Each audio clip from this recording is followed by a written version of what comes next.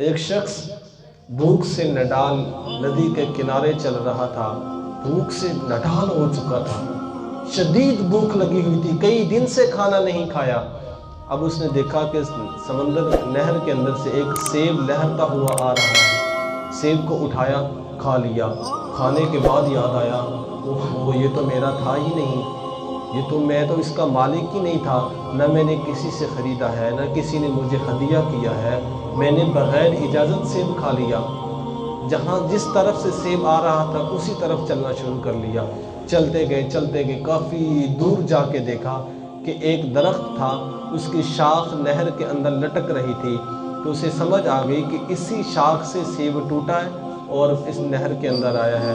اس باغ کے مالک کا پتہ کیا، لوگوں نے بتایا کہ یہ مالک ہے۔ اس سے کہا کہ بھائی ایسے ایک سیب آ رہا تھا تو میں نے بغیر اجازت کے کھا لیا۔ اب وہ مالک بھی بڑا نیک تھا، وہ سمجھ گیا کہ جو بندہ ایک سیب کھا کر اتنا لمبا سفر کر کے آ گیا ہے کہ سیب مجھے معاف کر دو، کل قیامت کے دن مجھ سے اس چیز کا مطالبہ نہ کرنا، یہ کوئی عام شخص نہیں ہو سکتا۔ اس نے کہا کہ ٹھیک ہے، میں آپ کو سیب ایک شرط پہ معاف کروں گا۔ کون سی شرط ہے؟ کہا کہ 12 سال میرے اس باغ کی گوڈی کرنی ہوگی، 12 سال اس کی گوڈی کرو گے پھر میں تمہیں سیب معاف کروں گا۔ اس نے کہا ٹھیک ہے، مجھے یہ شرط قبول ہے، 12 سال گوڈی کرنے کے بعد سیب معاف کر دو گے؟ کہا کہ جی ہاں کر دوں گا۔ 12 سال تک گوڈی کرتے رہے، مسلسل اس کی پیرا دیتے رہے۔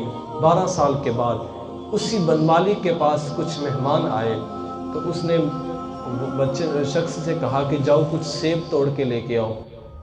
اب وہ سیب لے کر آئے، کچھ اس میں سے سیب پکے ہیں، کچھ کچے ہیں، مالک کو لا کر دے دیے۔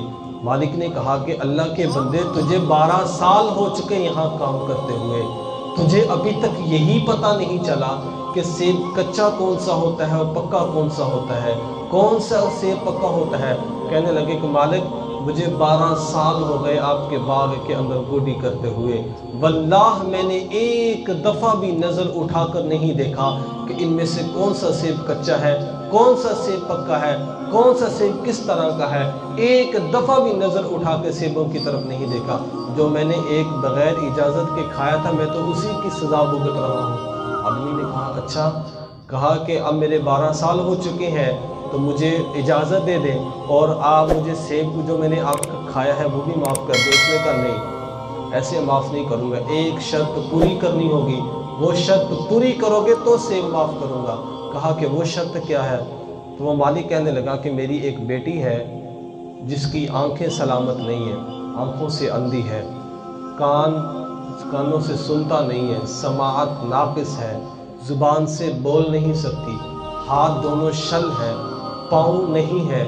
اس بیٹی کے ساتھ تمہیں شادی کرنی ہوگی، جب اس کے ساتھ شادی کرو گے پھر میں تمہیں سیب معاف کر دوں گا۔ اس نے کہا ٹھیک ہے، مجھے یہ بھی شرط منظور ہے۔ چلے گئے، نکاح ہو گیا۔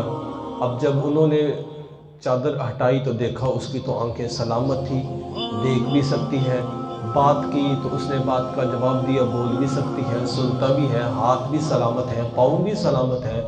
وہ بندہ بڑا حیران ہوا، کہا کہ کہیں میں غلط جگہ پر تو نہیں آ گیا، پہلے جو ایک غلطی سے سیب کھایا تھا اس کی سزا اتنی بھگت رہا ہوں، ابھی بھی اگر کہیں غلط جگہ پر آ گیا میں تو پھنس جاؤں گا۔ دوبارہ مالک کے پاس گیا، اسے جا کے کہنے لگا آپ نے کہا تھا کہ اس کی آنکھیں نہیں ہیں، اس کو سنتا نہیں ہے، بولتی نہیں ہے، ہاتھ نہیں ہے، پاؤں نہیں ہے، اللہ کے بندے اس کا تو سارا کچھ ہے، دیکھتی بھی ہے، بولتی بھی ہے، سنتی بھی ہے، ہاتھ سے پکڑتی بھی ہے۔ تو وہ بندہ کہنے لگا کہ بھائی میں نے کہا تھا آنکھیں نہیں ہیں، مطلب یہ ہے کہ اس نے اس آنکھوں سے کبھی کسی غیر محرم کا چہرہ نہیں دیکھا۔ زبان نہیں ہے، مطلب یہ ہے کہ زبان سے کبھی کسی کی غیبت نہیں کی۔ کان نہیں ہے، مطلب یہ ہے کہ کان سے کبھی کسی غیبت سنی نہیں ہے۔ ہاتھ نہیں ہے، مطلب یہ ہے کہ ہاتھ سے کسی غیر محرم کو چھوا نہیں ہے۔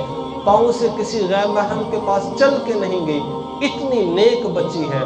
آپ سوچیں کہ اگر بیٹی اتنی نیک ہوگی اور خاوند اس سے زیادہ نیک ہوگا تو ان سے پیدا ہونے والا جو بچہ ہوگا وہ کتنا نیک ہوگا۔ آج ہم انہیں شیخ عبد القادر جیلانی رحمۃ اللہ علیہ کے نام سے یاد کرتے ہیں۔ یہ ان کے والدین کا قصہ ہے، کتنی نیکی تقویٰ تھی، جب ماں باپ خود متقی بنتے ہیں اولاد بھی متقوی والی خود بخود بنتی ہے۔